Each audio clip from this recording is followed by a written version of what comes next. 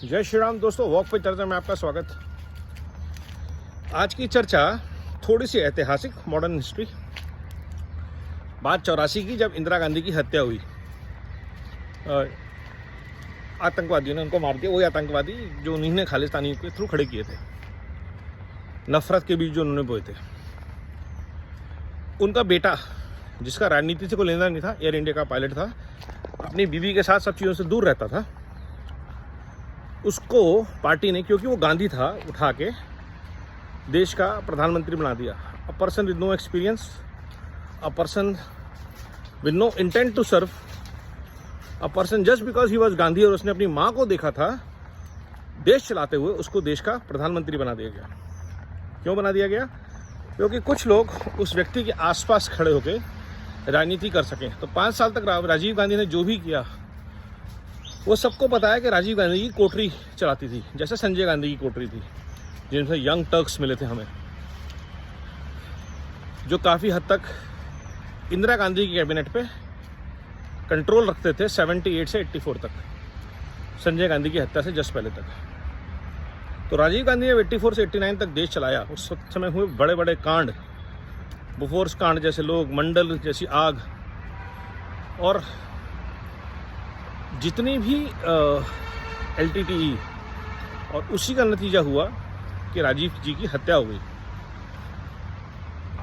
आज उन्हीं की हत्या को भुनाने के लिए उनकी बेटी बोलती है कि मैं 52 साल की हो गई हूँ, मुझे पता है शहीदी क्या है। शहीदी नहीं थी, रॉन्ग पॉलिसीज की वजह से they were killed in action by terrorist. लड़ते हुए शहीद नहीं होते थे, राजनीति कर रहे थे, इलेक्शन की रैली में थे। और कोई व्यक्ति अगर उनके पास नहीं था, जो हर रैली में होना चाहिए था और होता था, सवाल उससे पूछे जाना चाहिए, क्या कांग्रेस के कुछ लोग थे या कोई इकोसिस्टम था ऑपोजिशन का जिन्होंने उनकी हत्या करवाई? आज प्रियंका जी की बात से ये सवाल इसलिए उठता है क्योंकि राजीव जी का एक वीडियो आया है जिसमें वो साफ कह रहे हैं कि जो गठबंधन बन रहा है, ये ना सरकार बना सकता है ना विपक्ष बना सकता है, और उसके बाद उनकी हत्या हो जाती है। ये देश का इतिहास रहा है, खूनी इतिहास जो देश का रहा है 1947 से, जहाँ पे पार्टीशन में लाखों लोगों के खून से नेहरू और गांधी जी ने अपने हाथ रंगे थे, और वो खून बहना बंद नहीं हुआ, चाहे वो इंदिरा गांधी का हो, चाहे वो राजीव गांधी का हो, जो कि नफ़रत की खेती चालू रही। और यही नफ़रत की खेती आज राजीव जी के सुपुत्र करने की कोशिश कर रहे हैं। देश को बांटना चाह रहे हैं, देश को झूठे वादे करके देश को नई आग में झोंकना चाह रहे हैं।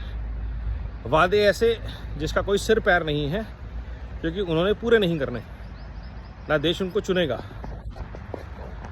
और रिस्पॉन्सिबिलिटी का ये हाल है कि एक सीट से लड़ते हैं, दूसरी सीट पे आ जाते हैं, उस सीट से नहीं लड़ते जो उनकी थी। तो ये जो कांग्रेस का प्रपंच है, ये देश देख रहा है, समझ रहा है।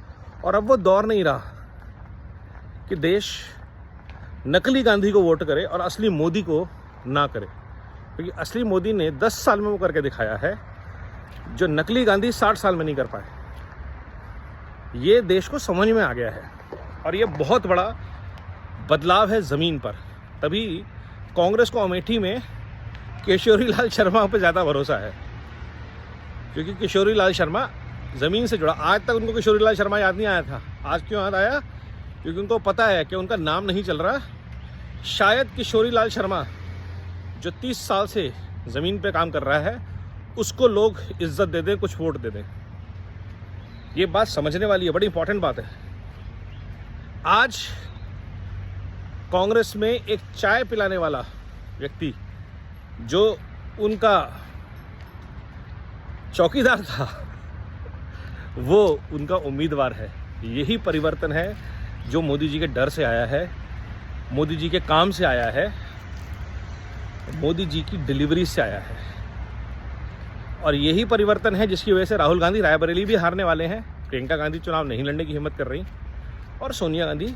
तो परिवारवाद के ऊपर जो भाजपा ने प्रहार किया है, करप्शन के ऊपर भाजपा ने प्रहार किया है, भ्रष्टाचार के ऊपर, इसका नतीजा ये है कि ये सारे भ्रष्टाचारी डरे हुए हैं, और इनका इकलौता आखिरी युद्ध जो है वो ये है कि किसी तरह हम मोदी को कुछ भी काम दाम साम दंड भेद लूट झूठ फूट हरा दें, ताकि हम अपने आने वाले डिस्ट्रक्शन को बचा सकें जो शुरू होना है 6 जून से।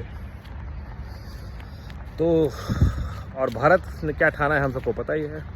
मोदी जी को जिताना है अब की बार 400 पार, क्योंकि भारत को चाहिए परिवारवाद से पोषित भ्रष्टाचार पे एक बहुत तगड़ा प्रहार।